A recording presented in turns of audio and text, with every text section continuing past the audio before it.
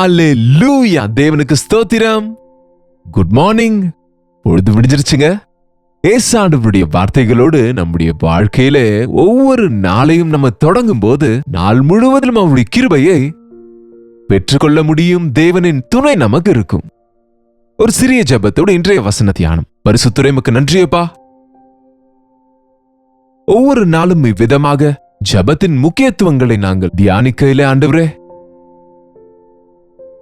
எத்தனை வகையான ஜெபங்கள் இருக்கிறதோ, எத்தனை விதங்களாக உம்மை வேண்டிக் கொள்ளலாமோ, அற்புதங்களை உம்மிடத்திலிருந்து பெற்றுக் கொள்ளலாமோ என்று அனுபவ ரீதியா நாங்கள் அறிந்து கொள்ளும்படிக்கு எங்களுக்கு ஜெபத்தை கற்றுக் கொடுக்கும்படி இயேசுவின் நாமத்திலே ஜெபிக்கிறோம் நல்ல பிதாவே. ஆமென். ஆமாங்க, நீங்க தொடர்ந்து பாக்குறவங்களா இருந்தா கடந்த 2 நாட்களாக நம்ம ஜெபத்தை குறித்து தியானிக்கிறோம். வரப்போகிற சில நாட்களிலும் இதை குறித்தே தொடர வேண்டும் என்று இருக்கின்றேன். நம்முடைய ஜெபம் ஏதோ குறுகியதாக இல்லாமல் அது தேவனுடைய இருதயத்துக்கேற்ற, அவருடைய சித்தத்திற்கேற்ற, அவர் வசனத்திற்கேற்ற ஆவியின் அபிஷேகத்தோடு செய்கிற ஜெபமாய் நம்முடைய ஜெபங்கள் இருக்க வேண்டும். ஆகவே நம்ம ரகசிய ஜெபம், ஆயக்காரனின் ஜெபம், அதுபோல இன்றைக்கு விண்ணப்ப ஜெபம். ஜெபம் செய்வது வேறு, விண்ணப்ப ஜெபம் செய்வது வேறு. நமக்காக நாம ஜெபித்துக் கொள்வது வேறு, நாம மற்றவர்களின் நிமித்தம் ஜெபம் செய்வது விண்ணப்ப ஜெபமா இருக்கும். இன்றைக்கு மனுஷங்க எவ்வளவு குறுகிய மனப்பான்மையோடு இருக்காங்கன்னா, அவங்களுக்காகவே அவங்க ஜெபித்துக் கொள்ள முடியாம இருக்கிறாங்க. ஒருவேளை ஜெபம்னு செய்து கொண்டா தங்களுக்காக மட்டும் அவங்க செய்கிறாங்களே தவிர, மற்றவர்களுக்காக விண்ணப்பம் செய்கிற ஜெப ஆவியை ஜெபிக்கின்ற பாரமுடையவர்களாய் விசுவாசிகள் என்னப்படுறவங்க இல்லாதிருப்பது வேதனைங்க. நீங்க எல்லாம் ரட்சிக்கப்பட்டிருக்கீங்களா? எல்லாரும் என்றால் உங்களில் அநேகர். அப்படியா? ஒவ்வொரு நாளும் நீங்க இந்த அனுதின தியானத்தை பார்க்கிறவங்களா இருந்தா, அல்லது எந்த விதத்திலாவது தேவனுடைய வசனத்தை ஒரு நாளைக்கு 1 மணி நேரம் 2 மணி நேரம் தியானித்தா நீங்க மறுரூபம் அடைவீங்க. ஆவிக்குரிய பக்குவத்தை பெறுவீங்க. கேள்வினாலே விசுவாசம் உண்டாகும், கேட்பதினால் விசுவாசம் பெருகும். விண்ணப்ப ஜெபம் என்று சொல்லும்போது அது மற்றவர்களுக்காக செய்கின்ற ஜெபம். மிக முக்கியமா ரட்சிக்கப்பட்டவங்க செய்ய வேண்டிய ஜெபம், சபையாக செய்ய வேண்டிய ஜெபம். ஆகையினாலே வாரத்துக்கு 2 முறை உபவாச கூட்டம் சபையில நடக்கிறது. உபவாச கூடிகை நமக்காகவும், சபை ஊழியங்களுக்காகவும், சபை விசுவாசிகளுக்காகவும், அது மாத்திரமல்ல, கிறிஸ்துவை அறியாதவர்களுக்காக, ஆத்துமாக்களை சம்பாதிப்பதற்காக, அழிந்து போகின்ற ஆத்மாக்களுக்காக, சுவிசேஷத்தை கேள்விப்படாதவர்களுக்காக, வேதனையில் இருக்கிற சாத்தானின் பிடியில் இருக்கிறவர்களுக்காக செய்ய வேண்டிய ஜெபம் இது. விசுவாசிகளாகிய நமக்கு ஜெபம் என்றால் தெரியும், அவ்விசுவாசிகளுக்கு தெரியாது இல்லையாங்க?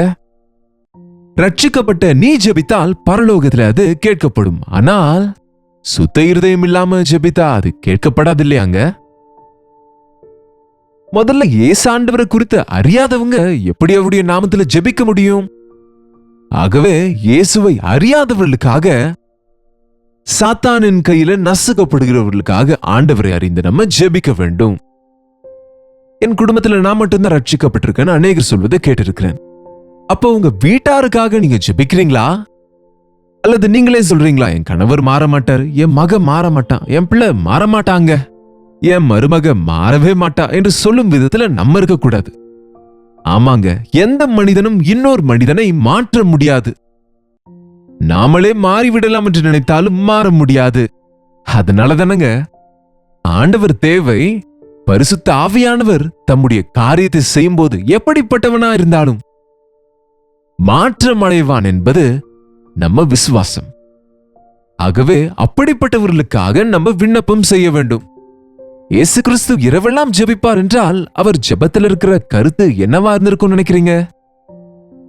அவர் அநேக முறை செய்த ஜெபங்கள் தேவனுடைய வல்லமையை பூமியிலே வெளிப்படுத்துவதற்காக, சாத்தானின் கையில் இருக்கிறவர்களை விடுவிக்கிறதற்காக, வியாதியஸ்தரை குணப்படுத்துவதற்காக. முதல்ல அவர் ஜெபத்திலே விண்ணப்பம் செய்து விடுவார். தம்முடைய சீஷர்களுக்காகவும் அவர் விண்ணப்பம் செய்வார். சீமோனே சீமோனே, உன்னை சாத்தான் தெரிந்து கொண்டான், உன்னை புடைக்கிறதுக்கு ஆயத்தமா இருக்கிறான். ஆனாலும் உனக்காக நான் ஜெபித்திருக்கிறேன், விண்ணப்பித்திருக்கிறேன். ஆகவே நீ குணப்பட்ட பின்பு சகோதரரை ஸ்திரப்படுத்து என்று சொன்னால் அவருக்கு புரியல. ஆண்டவர் இன்றைக்கு கூட நம்முடைய பட்சத்துல நமக்காக பிதாவின் வலது பார்சத்துல விண்ணப்பிக்கின்றார். ஒரு தாயாக, ஒரு தகப்பனாக, ஒரு தலைவனாக, ஒரு ஊழியனாக, ஒரு பாதிரியாக நாம மற்றவர்களுக்காக, சபைக்காக, குடும்ப உறுப்பினர்களுக்காக, ரட்சிப்பில்லாதவர்களுக்காக விண்ணப்பம் செய்ய வேண்டும். மோசே அவர் தலைவனாய் இருந்ததால் திருப்தி ஆகாமல் அவர் ஒரு விண்ணப்ப ஜபம் செய்கிற பக்தனாகவும் காணப்படுகிறாருங்க. ஒவ்வொரு முறையும் ஜனங்க மோசையின் இடத்துல வந்து முறையிடும் போது என்ன செய்ய சொல்றீங்க என்று சொல்லவில்லை. மோசே சென்று ஜனங்களுடைய பட்சத்துல தேவனிடத்துல முறையிடுவார். ஜனங்களின் தேவைக்காக தேவனிடத்துல ஜெபிப்பாருங்க. மணிக்கணக்கில், நாள் கணக்கில் அவர் ஜெபிப்பார். ஒவ்வொரு முறை தேவ கோபம் மூழும் போது தேவன் கூட சகிக்க முடியாத நிலையில, நீ ஒதுங்கிக் கொள்ளு மோசே, இந்த வழி தவறுகிற ஜனங்களை, கலகம் செய்கிறவர்களே, இந்த வார்த்தையை கேட்காத ஜனங்களை நான் அழித்து போடட்டும் என்ற போது தடையாக நின்று விண்ணப்பம் செய்தாருங்க. ஒரே ஒரு உதாரணத்தை பார்ப்போம். திருப்பிக் கொள்ளுங்க. யாத்திராகமம் 32வது அதிகாரம் 31ஆம் வசனம். அப்படியே மோசே கர்த்தரிடத்துக்கு திரும்பி போய், ஐயோ, இந்த ஜனங்கள் பொன்னினால் தங்களுக்கு தெய்வங்களை உண்டாக்கி மகா பெரிய பாவம் செய்திருக்கிறார்கள். ஆகிலும் தேவரீர் அவர்கள் பாவத்தை மன்னித்தருளுவீரானால் மன்னித்தருளும், இல்லாவிட்டால் நீர் எழுதின உம்முடைய புஸ்தகத்திலிருந்து என் பேரை கிறுக்கி போடும் என்றான். என்னங்க ஐயா, உண்மையிலேயே உங்க மகா பெரிய பாவம் செய்திருக்காங்க, செய்யக்கூடாத தப்பு செய்துட்டாங்க. நீர் தாங்க முடியாத, சகிக்க முடியாத பாவத்தை செய்திருக்கிறாங்க. என்னுடைய மகிமையை எம்மாத்திரமும் விக்கிரங்களுக்கு கொடேன் என்றார் ஆண்டவர். எந்த ஒரு சொரூபத்தையும் நீ உண்டாக்கியதை வணங்கக்கூடாது என்று ஆண்டவர் ஜனங்களோடு சொல்லி இருந்தாருங்க. அந்த கட்டளை அவங்க புறக்கணித்த போது, அந்த கட்டளையை மீறின போது, தேவனுடைய கோபம் மூண்ட போது மோசே தடையாக நின்றார். வேண்டாமையா, வேண்டாமையா, வேண்டாமையா. இன்னும் அநேக ரெஃபரன்சஸ் இப்படி இருக்கிறது. நமக்கு இப்ப நேரம் இல்ல. நீங்க யாத்திராகமம் முழுவதும் வாசிங்க. வேண்டுமென்றால் என்னுடைய பெயரை ஜீவ புஸ்தகத்திலிருந்து கிறுக்கி போடும், அந்த பாவத்தை நான் செய்தது போல் என்னை தண்டியும், இந்த ஜனங்களை தப்புவியும் என்பது போல கண்ணீரோடு ஜெபிக்கிறாருங்க. உங்களுக்கு நினைவிருந்தா, நான் சென்று இதோ சோதோம் கோமோராவை அக்கினியினாலே, கந்தகங்களினாலே அதை அழிக்கப் போகிறேன், அதன் பாவங்கள் அதிகமாயிருக்கிறது என்று தேவன் கோபம் மூண்ட போது அந்த விஷயத்தை ஆபிரகாமுக்கு சொன்ன போது, ஆபிரகாம் தேவ சமூகத்தில் நின்று கொண்டே இருந்து, ஐயா ஐயா ஐயா, ஆண்டவரே, துன்மார்க்கரோட கூட நீதிமானையும் நீர் அழித்து விடுவீரா? ஒருவேளை அந்த பட்டணத்திலே 50 நீதிமான்கள் இருந்தால் அந்த பட்டணத்தை அழிப்பீரா என்றால், சரி, 50 பேர் இருந்தா நான் அழிக்க மாட்டேன் என்றார். அதோடு நிறுத்தலங்க. ஒருவேளை இன்னும் ஒரு 5 பேர் குறைவா இருந்தா சரி, இன்னொரு 5 பேர் குறைவா இருந்தா சரி, ஒருவேளை 30 பேர் தான் இருந்தால் சரி, ஒருவேளை 20 பேர் தான் இருந்தா சரி, ஒருவேளை 10 நீதிமான்கள் தான் இருந்தால் சரி, 10 நீதிமான்களுக்காக அந்த பட்டணத்தை அழிக்க மாட்டேன் என்றார். அந்த இரவெல்லாம் விண்ணப்பித்தார் என்று இருக்கு வேதத்திலங்க. 18ஆம் அதிகாரத்துல, ஆதியாகமத்தில் நீங்க வாசிங்க, கவனிங்க. நம்மில் அநேகர் ஒரு முறை ஜெபம் செய்து விட்டோம். என்ன செய்ய சொல்றீங்க? என் மகன் மாறணும்னு ஜெபித்தேன், அவன் மாறவில்லை, விட்டுட்டேன். ஒரு முறை செய்தீங்க, 2 முறை செய்தீங்க, 1 மாதம் செய்தீங்க, 2 மாதம் செய்தீங்க, 1 வருஷம் செய்தேன், 2 வருஷம் செய்தேன்னு சொல்லுகிறீங்களா என்ன? என்னுடைய தாயார் ஆண்டவரை ஏற்றுக்கொண்டு என்னுடைய அப்பா மாறுவதற்கு 12 வருஷங்கள் ஜெபித்தாங்க. பொறுமையா ஜெபித்தாங்க. எந்த மாற்றமும் இல்லை 12 வருஷங்கள். ஆனால் அற்புதமா தேவன் 12 வருஷம் பிறகு அவரை ரட்சித்துக் கொண்டாரு. எங்கப்பா ரட்சிக்கப்பட்ட பிறகு என்னை மாற்றிக்கொண்டாரு. குடும்பம் எல்லாம் ரட்சிப்புக்குள்ளே வர முடிந்தது. மோனிகா என்ற ஒரு தாயார் கர்ப்பத்திலேயே தேவனுக்கு டெடிகேட் செய்து கொண்ட தன்னுடைய மகனாகிய அகஸ்டினை தேவனுக்காக பிரதிஷ்டை செய்த பிறகு அவன் வளர்ந்து பெரியவனாகி தன்னுடைய இஷ்டம் போல இருந்து கொண்டிருந்தான். மொரடனா இருந்து தன்னுடைய சரீரத்தை அசுத்தப்படுத்திக் கொண்டு அருவருப்புகளை செய்து கொண்டு இஷ்டம் போல இருந்தபோது அவன் தாயார் விசுவாசத்தோடு உறுதியோடு அவங்க மகனுடைய பாவங்களை தன்னுடைய பாவம் என்பது போல மனஸ்தாபப்பட்டு, என் பிள்ளைக்கு இறங்குங்கப்பா, அந்த பிள்ளை உங்க பிள்ளைப்பா, என் மகன் உங்க ஊழியக்காரன் ஆகணும், என் மகனை உங்க ரத்தத்தால கழுவுங்க என்று ஒவ்வொரு நாளும் 33 வருஷம் ஜெபித்தார்கள். எவ்வளவு பொறுமைதாங்க இருக்கும் மனுஷனுக்கு. விசுவாசத்தோடு ஜெபித்தாங்க. மாற்றுவார் தேவன் என் மகனை, அவர் மாற்றுவாரு.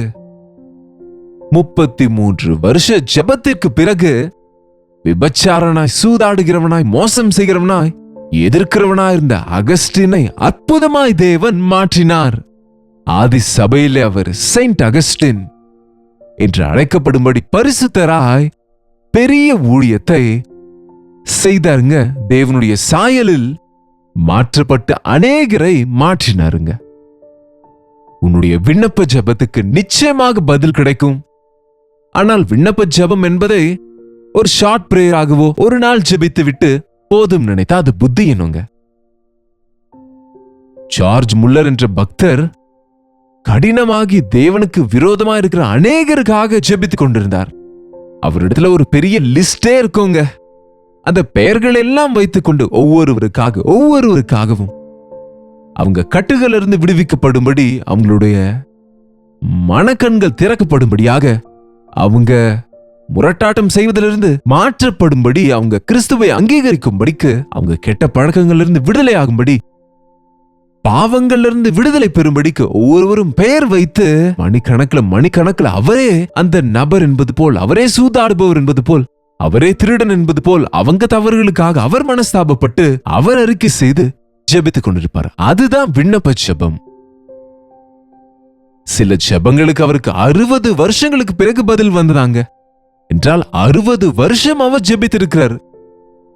என்னங்க, அவர் 93 வயது வாழ்ந்தாருங்க. 18வது வயதுல ரட்சிக்கப்பட்டாரு. அந்த 93 வருஷங்கள்ல 60 வருஷங்கள் அவர் ஜெபித்துக் கொண்டிருந்தார். பதில் கிடைத்தது. இன்றைக்கு நம்ம ஆண்டவர் பிதாவின் வலது பார்சத்தில் உட்கார்ந்து நமக்காக விண்ணப்பிக்கின்றார். அதனாலதான் நம்மில் ஒரு சிலர் தேவனுக்கு கீழ்ப்படியாவிட்டாலும், நம்ம குடும்பங்கள்ல இருக்கிறவங்க இனி நீங்க ரட்சிக்கப்படாவிட்டாலும், எத்தனை நன்மைகளை பெற்றாலும் இருதயத்தை கடினப்படுத்திக் கொண்டா, தேவனுக்கு விரோதமா எழும்புகிறவங்க இன்னும் அழிந்து போகல என்ன, அவங்க மேல தேவ கோபம் இன்னும் வரலையே என்ன என்று நினைக்கிறோம். தவிர அவர்களுக்காக நம்முடைய ஆண்டவர் விண்ணப்பிக்கின்றார். பரலோகத்திலே பிதாவின் வலது பார்சத்தில் உட்கார்ந்து விண்ணப்பம் செய்கிற ஆண்டவர் ஊழியத்துல நீங்களும் நானும் பங்கு பெற வேண்டும் என்றால், இந்த உலகத்துல நம்ம அழிந்து போகிறவர்களுக்காக விண்ணப்பம் செய்யணும். ஒவ்வொரு நாளும் எங்களுக்கு சில ஆயிரக்கணக்கான பிரேயர் பர்டன்ஸ் வருகிறது. எங்களுக்கு கிடைக்கும் போது அதை கர்த்தருக்கு முன்பு வைத்து அவர்களுக்காக விண்ணப்பித்து, ஒரு சிலருக்காக பேச சொல்லி அவர்களுக்காக ஜெபிக்க வேண்டியதா இருக்கிறது. அற்புதமாய் அந்த ஜெபங்களாலே அவங்க பதில்களை பெற்று சாட்சி சொல்லும் போது ஜெபத்தின் வல்லமை எவ்வளவு பெரியது. விண்ணப்ப ஜெபத்தினாலே முன்பு எப்பொழுதும் ஜெபிக்காதவன் கூட ஜெப வீரனாய் மாறுவான் என்பது நிச்சயமாக நடக்குங்க. சோர்ந்து போகாதீங்க. உங்க பிள்ளைகளுக்காக, உங்க மனைவிக்காக, உங்க கணவருக்காக, உங்க சூழ்நிலைகளுக்காக, நீங்க கிடக்கின்ற குழியிலிருந்து எழுந்திருப்பதற்காக, உங்க தேவைகளுக்காக, உங்க கட்டுகளுக்காக, உங்க பிள்ளைகளின் கட்டுகளுக்காக நீங்க விசுவாசத்தோடு ஜெபிங்க. சபையின் வேலை அதுதாங்க. சபை விசுவாசிகளுக்கு மட்டுமல்ல, சபைக்கு வெளியே இருப்பவர்களுக்காகவும் உலகத்துக்காக நம்ம விண்ணப்பம் செய்யறோங்க. அதனாலதான் உபவாச ஜெபங்கள் ரொம்ப முக்கியமானது.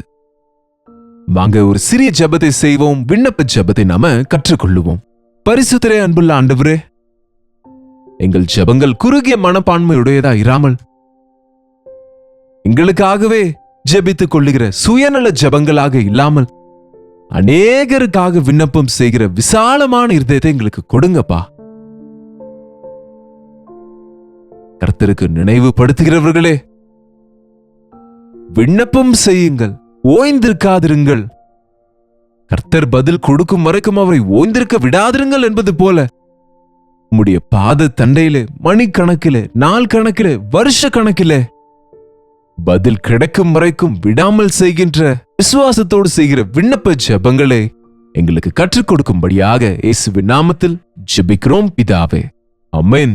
நம்முடைய பிதாவாகிய தேவனுடைய அன்பும் குமாரனாகிய இயேசு கிறிஸ்துவின் கிருபையும் பரிசுத்த ஆவியானவருடைய அந்யோன்யமும் ஐக்கியமும் கூடி வந்திருக்கிற நம் அனைவருக்கும் இப்பொழுதும் சதா காலமும் துணையாயிருப்பதாக, ஆமென்.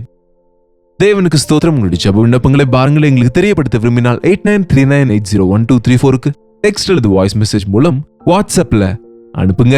ஒவ்வொரு நாளும் இதை கேட்டு உங்களுக்கு பழகி இருக்கும். புதிதாக இந்த நிகழ்ச்சியை பார்க்கிறவர்களுக்காக நான் இதை திரும்ப சொல்லுகிறேன்.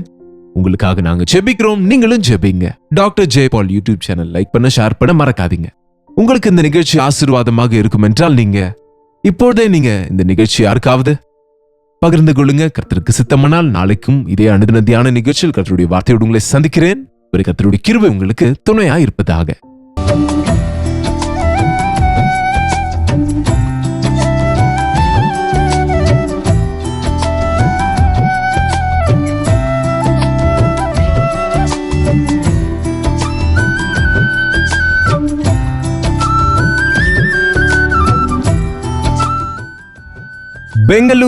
பெங்களூருவை சுற்றி இருக்கிற பகுதியில் இருக்கிற உங்களுக்கு நற்செய்தி. ஒவ்வொரு நாளும் தேவ வசனத்தை அநேக மொழிகளில் கேட்கிற உங்களை நேரடியாக பார்க்க வேண்டும் என்று, உங்களுக்காக தனிப்பட்ட விதத்தில் ஜெபிக்க வேண்டும் என்று பெங்களூரு வருகிறோம். பிப்ரவரி 16ஆம் தேதி அன்று மதியம் 2லிருந்து 5 வரை, மாலை 6லிருந்து 10 வரை 2 செஷன்ஸ் ஆக இது நடக்கும். உங்களை நேரடியாக சந்தித்து தனிப்பட்ட விதத்தில் ஜெபிக்க வேண்டும் என்று, தேவ வசனத்தை தியானித்து நம்ம எல்லாரும் சேர்ந்து தேவ சமூகத்தில் மகிழ வேண்டும் என்று இந்த ஒன் டே கெட் டுகெதரை ஏற்பாடு செய்கின்றோம். வாருங்கள், குடும்பமாக புறப்பட்டு வாங்க. கர்த்தரின் சமூகத்தில் நம்ம எல்லாரும் சேர்ந்து அவர் வசனத்தை தியானிப்போம், அவரை ஆராதிப்போம். மிக முக்கியமாக உங்க சாட்சிகளை கேட்க, உங்களுக்காக ஜெபிக்க நான் எவ்வளவோ ஆசையோடு இருக்கிறேன். சோசியல் மீடியா மூலம், தொலைக்காட்சி மூலம் வசனத்தை கேட்கும் உங்களை நேரடியாக சந்தித்து பலப்படுத்த வாஞ்சையாக இருக்கிறோம். தவறாம வாருங்கள். 2லிருந்து 5 வரை, மாலை 6லிருந்து 10 வரை பெங்களூருவிலே ஹட்சன் கம்யூனிட்டி சென்டரில் CSI காம்பவுண்டில் இந்த ஒன் டே கெட் டுகெதர் நடைபெறுகிறது. மேலும் விவரங்கள் வேண்டுமென்றால் 8939801234 என்கிற நம்பருக்கு ஒரு டெக்ஸ்ட் பண்ணுங்க. இங்க ஸ்கிரீன்ல உங்களுக்கு தெரிகிற நம்பருக்கு ஒரு வாட்ஸ்அப் மெசேஜ் அனுப்புங்க. லிங்க் உங்களுக்கு அனுப்புவார்கள். தவறாமல் கலந்து கொள்ளுங்க.